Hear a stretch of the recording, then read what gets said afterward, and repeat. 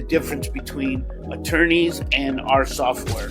Our software is recognized in 50 states to be able to provide a legal document. So a living trust is a legal document contract between you and your children, your beneficiaries, and its instructions on what happens to you. It needs to have legal provisions in the contract so the courts recognize it. How we use AI is we use it to be able to say, hey, you haven't completed your thing. Did you have any questions? Is there any questions that we can ask? And then the AI will help us assist them in filling out those documents, because it's kind of like a fill in the blank, right? The question and fill in the blank. So the AI actually calls them and does customer service for us as well. So you're automating the entire process of like intelligence? Yeah, we run a fairly sizable companies with, AI being the automation.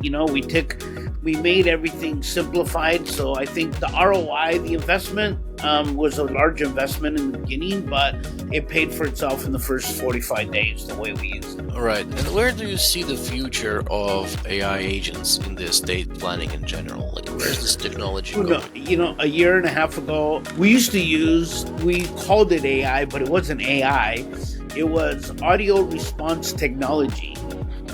When we would cold call, because one of the businesses that I own is a real estate firm, and the technology was where you had pre-recorded messages and you used key functions to be able to respond, right? When that first came out, it took 5 years to be able to have an artificial intelligence come out. Now that wave all started from a company that went bankrupt for ripping people off called Air AI. They're the ones that put it on the map, and the artificial intelligence. So where it's going to be in the next 5 years, I will not be surprised if it's going to automate our entire process as far as the sales process, customer service, and the outreach, because our AI can do 1,800 calls simultaneously.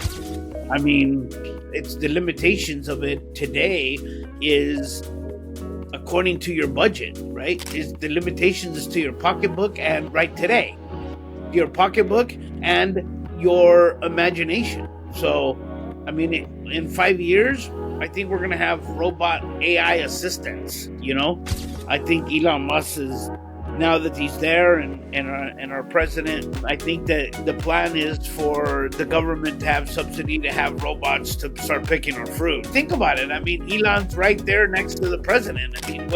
Anyway, somebody's going to do those jobs, and here's the thing.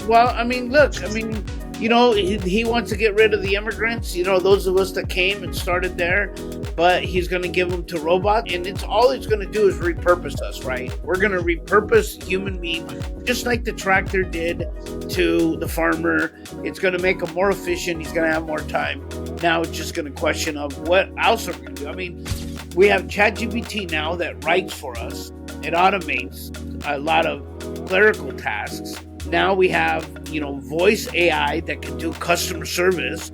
It can do cold calling. Now, I don't think that the cold calling is as efficient or as salesy as a good salesperson yet. But I think in the future, it's going to be pretty hard not to. But, maybe then we're going to have our AI take all of our phone calls.